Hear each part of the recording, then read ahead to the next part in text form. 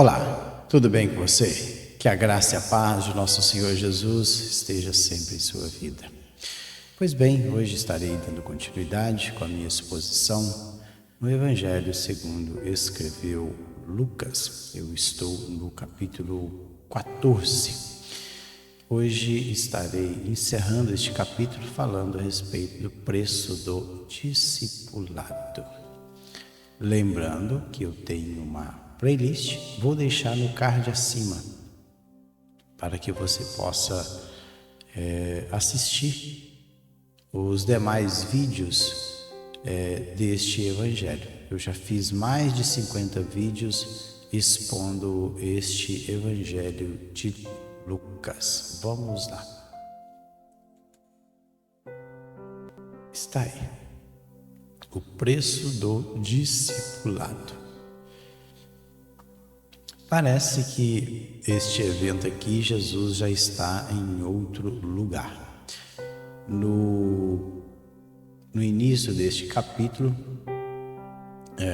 Jesus ele se encontrava na casa de um dos líderes ali dos fariseus. Ele provavelmente foi convidado ali para comer na casa deste fariseu. E Jesus ele fala muitas coisas a respeito das coisas do Senhor. E agora parece que o evento é em outro lugar. Vamos ver. Lendo nós vamos entender. Olha, grandes multidões o acompanhavam. Olha, grandes multidões o acompanhavam. Será que depois que ele saiu ali da casa do fariseu? Não sabemos. Grandes multidões o acompanhavam. E ele, voltando-se, lhes disse. Então, na verdade, Jesus queria saber realmente o motivo pelo qual essas multidões estavam seguindo a Jesus. E a palavra grega para grandes é polos, é numeroso, ou numerosa multidão. Multidão é orlos, que é ajuntamento de pessoas. E ele prossegue: se alguém vem a mim e não aborrece seu pai e mãe e mulher e filhos e irmãos e irmãs e ainda sua própria vida, não pode ser meu discípulo. Interessante. Se alguém vem a mim e não aborrece seu pai e a mãe e mulher e filhos, ou seja, as pessoas da sua própria casa, as quais ele mais ama, se ele não aborrecer, não pode ser discípulo de Jesus. E ainda a própria vida.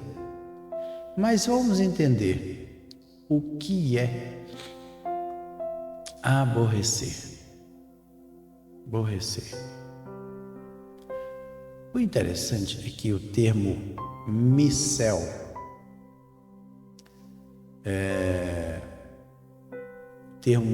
aqui na língua grega é um verbo. Na verdade, é ser odiado. Ser odiado. A ideia é que Jesus queria dizer o seguinte: aquele que está disposto a ser meu discípulo,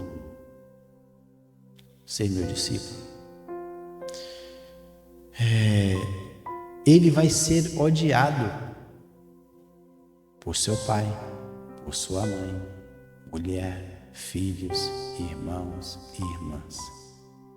O interessante é que em lugar nenhum dá a ideia de que nós fomos chamados para sermos felizes.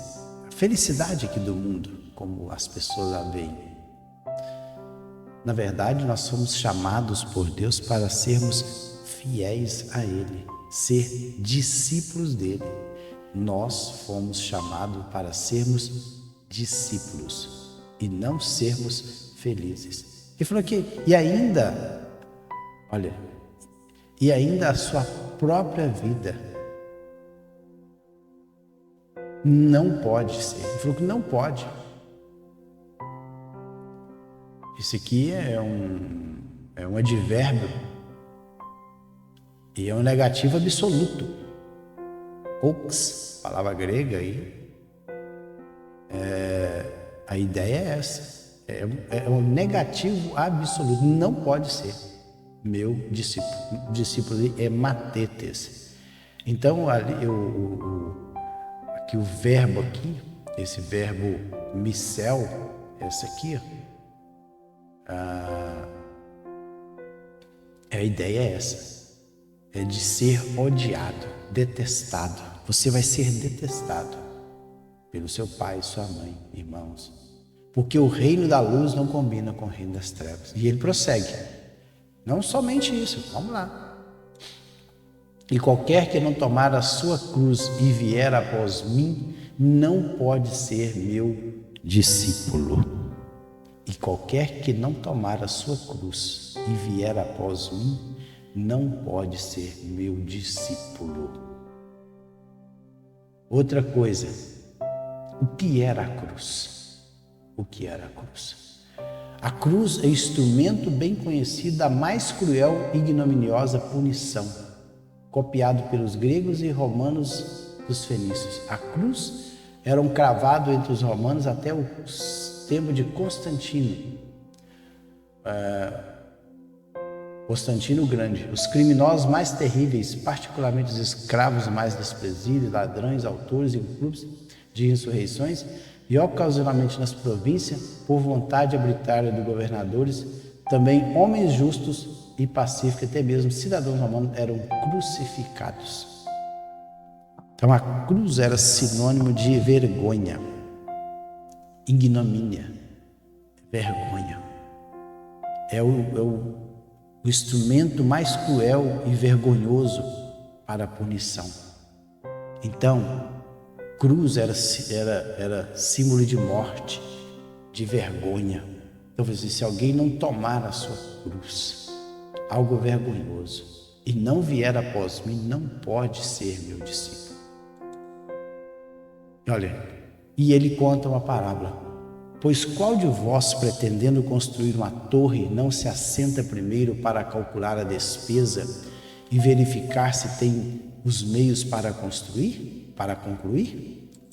Para não suceder que, tendo lançado os alicerces e não podendo acabar, todos os que a virem zombem dele, dizendo: este homem começou a construir e não pôde acabar. Ou qual é o rei que, indo para combater outro rei, não se assenta primeiro para calcular se com 10.000 homens poderá enfrentar o que vem contra ele com 20.000? Caso contrário, estando outro ainda longe, envia-lhe uma embaixada pedindo condições de paz. Assim, pois, todo aquele que dentre vós não renuncia a tudo quanto tem, não pode ser meu discípulo. Veja que Jesus contou duas parábolas. Um é um cidadão que vai construir uma torre. Uma torre aqui, Purgos, é uma estrutura fortificada. Com certeza ele vai construir a torre aqui perto do seu vinhedo, para vigiar o vinhedo. Então, antes de construir a torre, ele tem que verificar o quê? A despesa, o custo da construção dessa torre, para que ele chegue à conclusão se realmente ele possui todos os recursos para que a torre seja concluída. Porque se ele começar a construir a torre e parar com a construção no meio do caminho, todos que virem aquela torre vai zombar daquele homem. Ah lá, começou a construir a torre e não teve condições suficientes para terminá-la. Ou seja, primeiro alguém, antes de tomar qualquer iniciativa, de fazer algo, ele tem que calcular se vai ser possível concluir ou não. Se não, é melhor nem começar. E ele ainda conta outra parábola, que é igual o rei que vai em combate contra o outro. Primeiro ele faz as contas. Olha, poderá enfrentar o que vem contra ele com 20 mil? Faz uma pergunta. Ou seja, opa, meu inimigo está vindo com 20 mil soldados. Eu tenho 10 mil. Será que eu posso enfrentar ele? Então, primeiro tem que calcular o quê? Os riscos. E assim, ele conclui: assim, pois, todo aquele que dentre vós não renuncia a tudo, renunciar aqui é apotassomai, é separar, afastar de, renunciar. E ele prossegue: o sal é certamente bom, caso porém se torne insípido, como lhe restaurar? Como restaurar-lhe o sabor?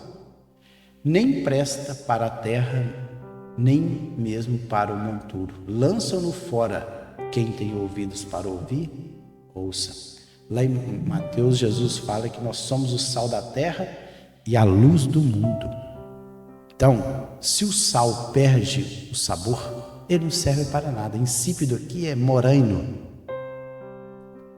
Moraino é insípido, sem sabor. Mas o significado de moraino é ser tolo, agir tolamente. Como restaurar-lhe o sabor? Nem presta para a terra, aí para a terra arável, nem mesmo para o monturo. Monturo aí é lixo, copria, estrume.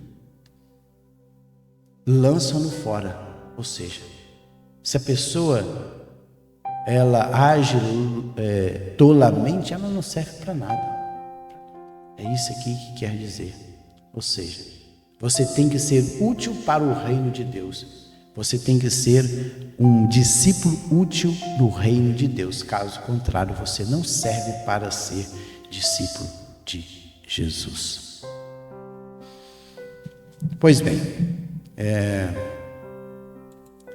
cheguei aí mais no final de um capítulo. Próximo capítulo, eu estaria entrando no capítulo 15 deste evangelho. O capítulo 15, ele tem 3 parábolas. A parábola da ovelha desgarrada, da dracma perdida e também do filho pródigo. Então não perca o próximo vídeo em que eu estarei falando a respeito dessas 3 parábolas que está no capítulo 15 deste evangelho. Fiquem todos na paz do Senhor Jesus.